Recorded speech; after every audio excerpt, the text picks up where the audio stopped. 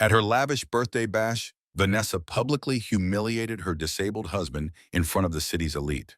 But what she didn't know was that he had already planned a legal revenge so precise, it would leave her penniless and begging for mercy. Viewers, what would you do if the person you love most tore you down in public? Let us know in the comments below. Nathan Brooks had always believed that love was forged in hardship. When Vanessa lost her ability to have children, he held her through the grief. When she whispered fears that he'd leave her for someone whole, he reminded her that his vows were never about biology. They were about devotion. He stayed through every surgery, every sleepless night, every tear. He never wavered. But when it was his turn to fall, Vanessa didn't just waver, she disappeared. 3 years ago, a scaffolding collapse at one of his development sites crushed his leg. The amputation was brutal. The recovery, worse. He fought back with a quiet determination, learning to walk again with a prosthetic that clunked on marble floors, like a constant reminder of everything he'd lost. Vanessa showed up to the hospital a few times. She said the right words, but her eyes told the truth. She didn't see a husband anymore, just a burden. Still, Nathan held on. He thought if he loved her harder, she'd find her way back to him. Lavish gifts, expensive vacations, every kind of gesture he could afford. None of it worked. Vanessa had begun treating their marriage like a role she played for social status, not for love. And yet Nathan clung to hope. That's why he threw her the biggest birthday party Austin had seen in years. Not to impress the guests, not to flaunt wealth, but to give her one more chance to remember who they were before everything changed. The party was held in a grand venue overlooking the city skyline. The guest list included politicians, celebrities, CEOs. Nathan spared no expense. The food, the live orchestra, the decor, it was all perfect. For her. Because he believed that if he could just recreate the magic of their early years, maybe he'd see her smile like she used to. Maybe she'd take his hand during the traditional dance and look at him like he was still the man she married. But when the conductor signaled the first waltz and Nathan approached her across the dance floor, something cracked open in him. Vanessa didn't smile. She didn't reach for his hand. Instead, she stepped back and spoke 6 words that would change everything. "Don't touch me. I'm not in the mood to play wife with a disabled man like you." She said it into the microphone, still clipped to her dress, loud enough for every guest to hear. Every wine glass paused midair. The room went still. Then, as if humiliation weren't enough, she turned to Ryan Cole, a personal trainer Nathan had long suspected. Vanessa grabbed his hand, pulled him to the center of the dance floor, and declared, "At least he won't slow me down?" The orchestra, unsure what to do, began to play again. And in front of Austin's elite, Vanessa and her lover danced. Her laughter rang through the hall, sharp, hollow, cruel. Her hands traced Ryan's shoulders like Nathan wasn't even there. Nathan didn't move, didn't shout, didn't cry. He watched, and then he smiled. Not the smile of a broken man, but the smile of someone who just realized that the person he once fought for wasn't worth another second of grief. He turned, walked out of the ballroom. Each click of his prosthetic echoed not like shame, but like footsteps towards something greater, something final. By the time the doors closed behind him, Nathan Brooks wasn't just a husband anymore. He was a man with a plan. Nathan drove through the quiet streets of Austin with the same calm precision he used in business negotiations. The party was still in full swing behind him, but Vanessa's performance had already gone viral within their social circle. Her voice, her laugh, her betrayal, immortalized through dozens of iPhones capturing every humiliating second. He wasn't angry anymore. The emotion had already burned through him. What remained was colder, clearer. The kind of clarity that only comes when someone you loved shows you exactly who they are. By the time Nathan pulled into the driveway of their waterfront estate, the first piece of the plan was already in motion. He called Michael Torres, a retired detective who now specialized in private security for Austin's elite. Michael didn't ask why Nathan wanted surveillance footage from the party. He already had it. He'd been watching Vanessa for months. At Nathan's quiet request, he had followed her, documented the late-night Pilates sessions, and confirmed everything Nathan had long suspected. Tonight's dance wasn't the beginning. It was just the first time Vanessa stopped pretending. The second call went to David Clean, his attorney of 15 years. "File for divorce. First thing tomorrow," Nathan said. David was silent for a beat. "Grounds?" "Adultery. And don't worry about assets." "You sure?" "I'm sure." David knew what that meant. Years ago, Nathan had taken his father's advice and placed every major asset, properties, business interests, investment portfolios, into an irrevocable family trust, with himself as the sole beneficiary. At the time, Vanessa had scoffed at the idea of a prenup. She called it unromantic, said it meant he didn't trust her. Nathan agreed. He never asked her to sign one, because there was nothing to sign. Legally, she was entitled to none of it. The third call was to his financial advisor. He froze every credit card, every joint account, every line of credit Vanessa could access. The instructions had already been written months ago. Tonight was just the activation trigger. Then he called Maria, the housekeeper who had worked for the Brooks family for over a decade. "Pack everything in the master closet that belongs to Vanessa. Every piece of jewelry, every handbag, every last thing. Put it in the suitcases, leave them by the gate." "Tonight?" she asked, confused. "Tonight," Nathan said, and hung up. As the hours passed, Michael's texts arrived in batches. Photos of Vanessa and Ryan leaving the venue, entering a hotel, stepping into an elevator, kissing in the hallway. The final image showed them disappearing into a suite, arms wrapped around each other. Nathan looked at the screen without emotion. It was all exactly as he expected.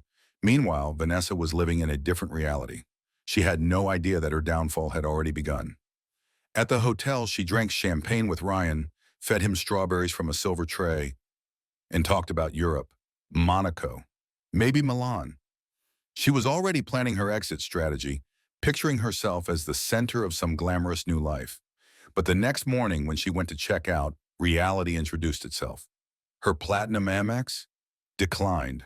Her Visa Black? Declined. Her backup MasterCard? Declined. The concierge smiled with professional discomfort as other guests started watching. Vanessa's confusion turned to panic. She insisted it was a mistake, demanded they run the cards again. Ryan stood behind her, uncomfortable, saying nothing.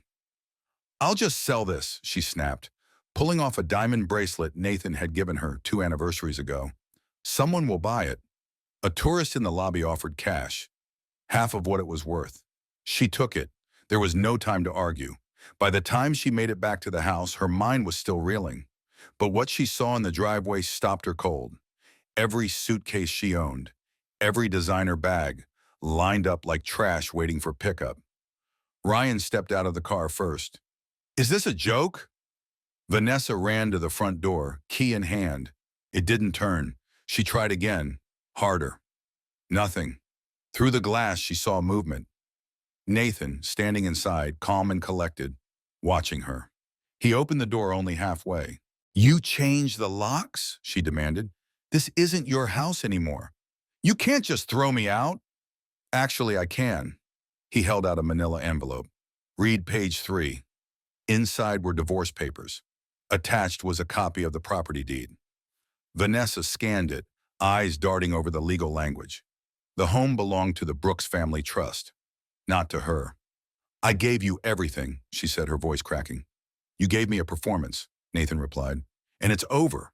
He closed the door. She screamed, fists pounding on the glass, but no one opened it again. Inside, Nathan stood still. No gloating, no rage, just peace. She had made her choices. Now she could live with the consequences. What she didn't realize was that this wasn't the end. It was just the beginning. 6 weeks later, the divorce hearing began in Travis County Courthouse, and word had already spread. Nathan Brooks was about to face off against his estranged wife in what many called the divorce of the decade. Media trucks parked outside. Socialites whispered about it at brunch tables across the city. Inside the courtroom, every seat was filled. Vanessa arrived flanked by her attorney, Cynthia Alvarez, a woman known for crushing high-net-worth husbands in courtrooms across Texas. She had never lost a case and had made her career turning marital betrayal into 7-figure settlements. Vanessa believed she had hired a weapon, and she had, but she had no idea that her opponent was already 10 steps ahead. Across the aisle, Nathan sat with his attorney, David Clean. No dramatics, no theatrics, just calm readiness. The case wasn't emotional for him anymore. It was business. And when it came to business, Nathan didn't lose. The judge, Harold Whitman, took the bench. A no-nonsense veteran of family law, Whitman had earned his reputation by cutting through emotional manipulation and focusing strictly on facts and legal precedent. He glanced at both sides, then gestured for the proceedings to begin. Cynthia went first. She painted a vivid picture. A woman emotionally abandoned after her husband's accident, trapped in a cold marriage, humiliated by his distance. She brought up Vanessa's inability to have children, the emotional toll it took on her self-esteem, and Nathan's alleged withdrawal following his injury. Your Honor, she concluded, my client endured years of neglect. The financial compensation she seeks is not greed, it's justice. Judge Whitman nodded, unimpressed. Please submit the asset list. This was supposed to be Vanessa's moment of hope. Cynthia opened her binder confidently until she saw what David had filed in response. David stood, placing several documents on the table. Your Honor, every asset Mrs. Brooks seeks is not subject to division. They are protected under the Brooks Family Trust, created 3 years prior to their marriage. The trust is irrevocable, legally shielded from any marital claims. The plaintiff has never been a beneficiary. He handed over the paperwork, corporate documents, real estate titles, trust formation records, tax filings, all in order, all dated long before Vanessa became Mrs. Brooks. Cynthia's confidence cracked. She scanned the pages, looking for any weak point. There were none. This can't be right, Vanessa whispered, but no one was listening. The judge reviewed the materials in silence, then looked up.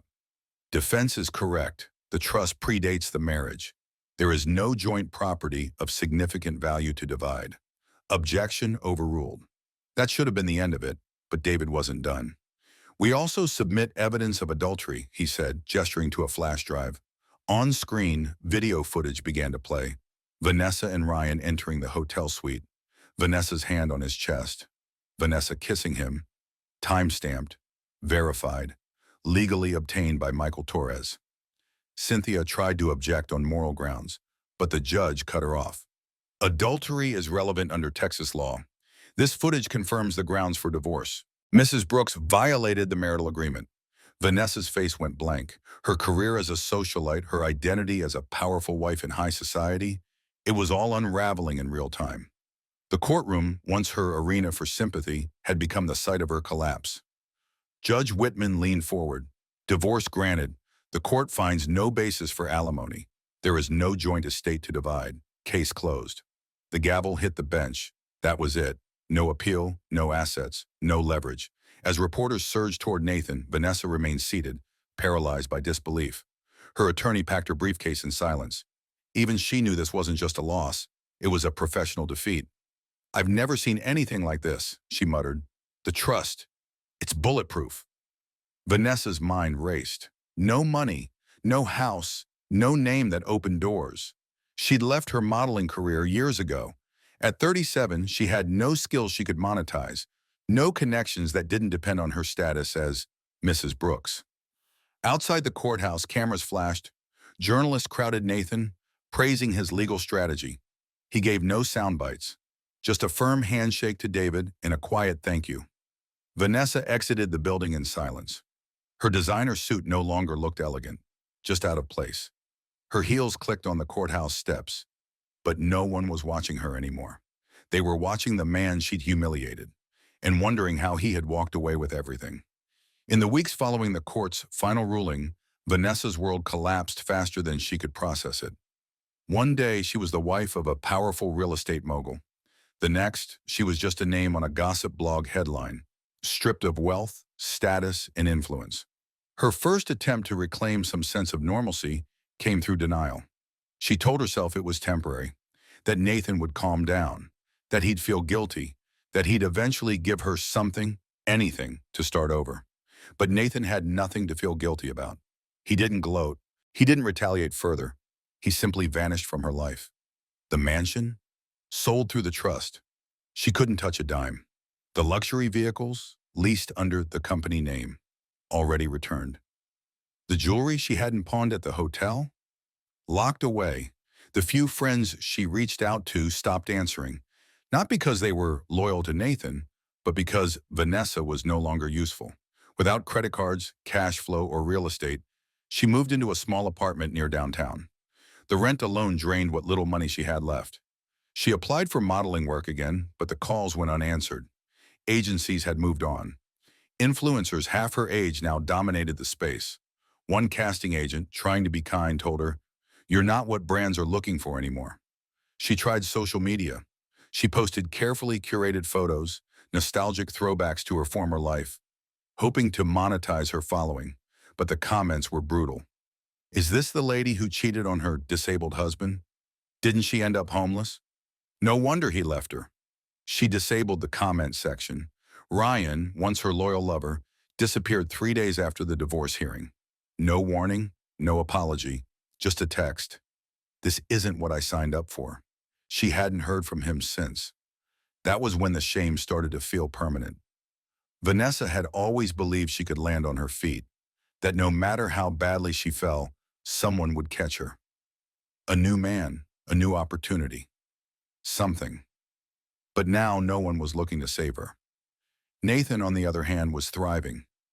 He didn't speak publicly about the divorce. When asked, he simply said, "The matter is closed." He expanded his business portfolio, acquired 2 new properties, and was invited to speak at a national real estate conference. Every magazine that once featured them as a couple now ran stories about his comeback, his resilience after personal betrayal. It wasn't just success, it was reinvention. While Vanessa was shrinking from the public eye, Nathan had become a symbol of dignity under fire. But his revenge hadn't been about public opinion. It had been about boundaries, about refusing to be humiliated and then handing the microphone to the person who did it, about taking control of his life again, using the law, the truth, and a quiet kind of strength. For Vanessa, the silence was the worst part. No angry messages, no gloating, no chance to fight back. She once thought that anger would hurt more. She was wrong. What hurt more was being irrelevant. No one reached out, no one cared. And worst of all, Nathan never looked back. He had moved on completely, not to another woman, not to some petty show of dominance. He just lived. And that was the final consequence Vanessa never expected. Nathan's peace. Months passed, Vanessa's name faded from headlines. The public moved on. So did Nathan. He didn't rush into dating. He didn't chase headlines or try to capitalize on his story. He focused on building, not just his business, but himself. He joined a veterans amputee mentoring program, speaking to others recovering from physical trauma. He started coaching young developers, investing in up-and-coming talent the same way others had once believed in him. His leg hadn't stopped him. Neither had betrayal. If anything, both had refined him.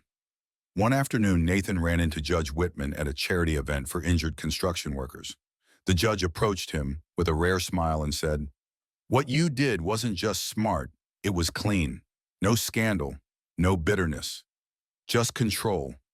I've seen 1,000 divorces, and I can count on one hand the men who walked out with their dignity. You're one of them." Nathan didn't reply with pride. He simply nodded. Because he understood something now. Revenge isn't about proving who wins. It's about removing power from the person who tried to break you. Meanwhile, Vanessa was learning her own lessons. She had tried everything to restore her image. Online courses in branding, local modeling gigs, even consulting for luxury boutiques. But nothing took off. The spotlight she once lived under had moved elsewhere. She thought about reaching out to Nathan, if only to apologize. She wrote dozens of drafts, deleted all of them. What would she say? "Sorry I mocked you in front of everyone? Sorry I threw away a decade for a man who vanished when the money did?" She had thought the worst pain would come from financial loss. She was wrong. The worst part was the memory of a man who once loved her without conditions. A man who stayed through her darkest moments, only to be discarded when he needed love the most. And now that man was gone. Not physically, but emotionally. Irrevocably. Sometimes she sat alone and replayed the party in her mind. Her words, his silence, that smile. She finally understood what it meant. It wasn't forgiveness. It wasn't defeat. It was the moment he decided she was no longer worth hurting over. And that realization hurt more than anything he could have said or done. People asked Nathan if he ever regretted not fighting harder to save the marriage. He didn't. He had fought through surgeries, recovery, emotional rejection, and public shame. He had given everything, and when that wasn't enough, he walked away, calm, precise, with every piece of evidence, every legal move, every boundary enforced not out of spite but out of self-respect. That's what made his revenge unforgettable. Not the drama, not the courtroom win, but the fact that he never lost control. He had built a life for two people. When one of them chose destruction, he simply removed her from the equation and kept living. And that's where this story ends. Not with a broken man rising, but with a strong man who never fell.